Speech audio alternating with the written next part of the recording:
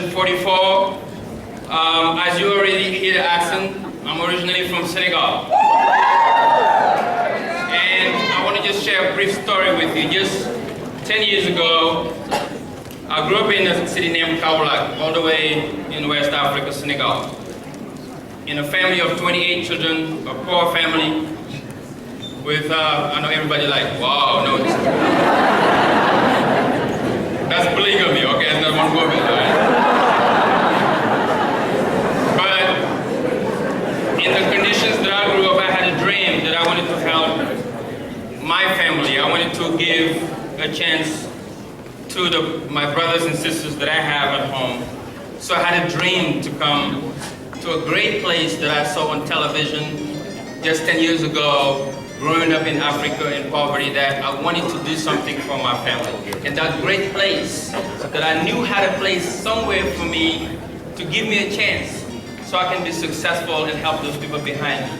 And that great nation is the United States of America.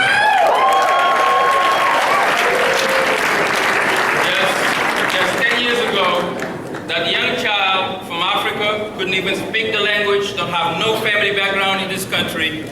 Today, 10 years later, from cleaning tables in Cleveland, Ohio, to being in front of the President of the United States of America.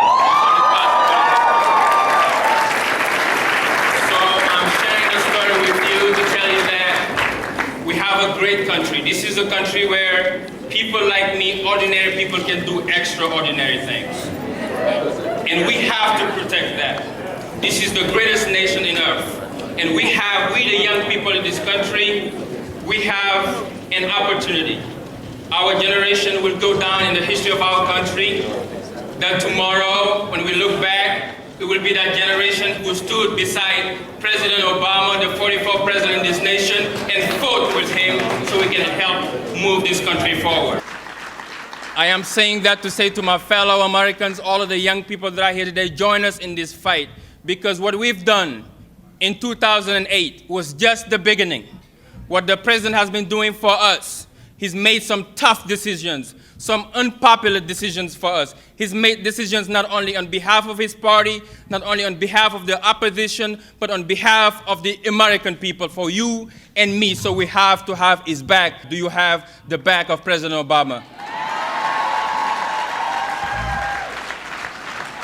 So, are you ready to give him 4 more years again? Oh, that was too weak. Are you ready to elect President Obama again? That's right. Let's go. God bless you and God bless America. Let's make it happen. All right. Thank you. Thank you.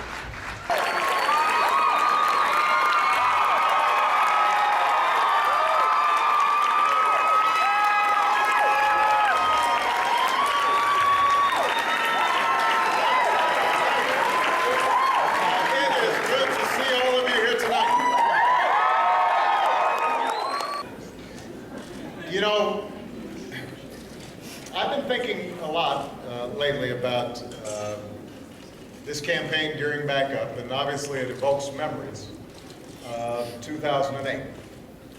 And I think back to that night in Grant Park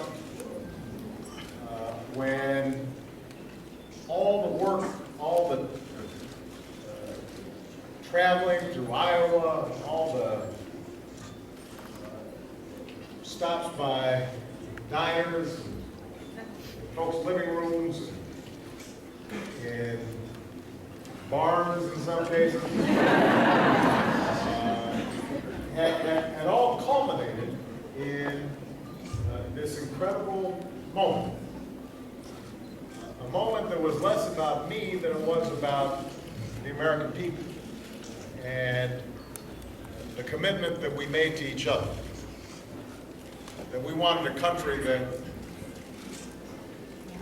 was true to its founding ideals, but had adapted to a new century. An America that was big in spirit and bold in vision. And I said on that night that this wasn't the end, but rather it was the beginning. Because what we understood even then was that our country had reached a crossroads. That we had a series of decisions that were going to help determine the future, not just of our children, but our grandchildren, our great-grandchildren. That we were living in an age in which the world had shrunk and become more interconnected than ever before, and that if we did not make some critical decisions now, if we stopped just kicking the can down the road, but we decided that we were actually going to seize the moment, transform our education system, and finally fix our healthcare system, and deal with our energy policies so that we were no longer subject to the whims of the spot oil market. If we didn't transform our foreign policy to recognize the visions and dreams of billions of people around the world who are yearning to be free, if we didn't make some fundamental changes, then we might be the first generation. We made record investments in clean energy, record investments in basic research, and restored science to its rightful place. We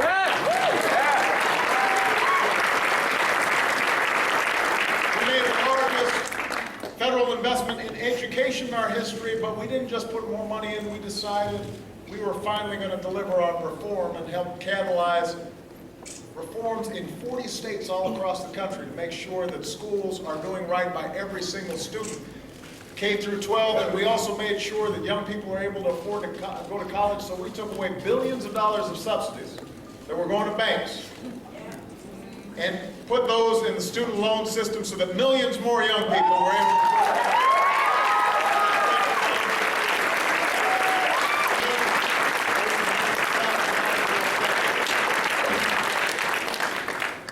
We appointed a couple more women on the Supreme Court.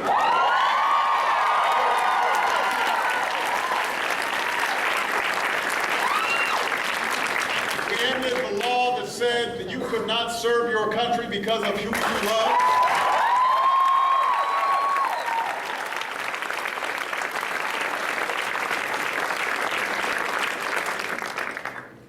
We made the biggest infrastructure investment in this country since Dwight Eisenhower built the interstate highway system. Internationally,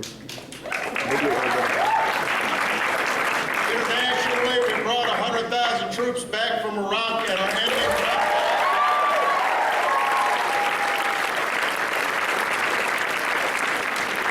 regained momentum in Afghanistan. We're now in the process of transition where we can bring our troops home. We have gone after Al-Qaeda relentlessly.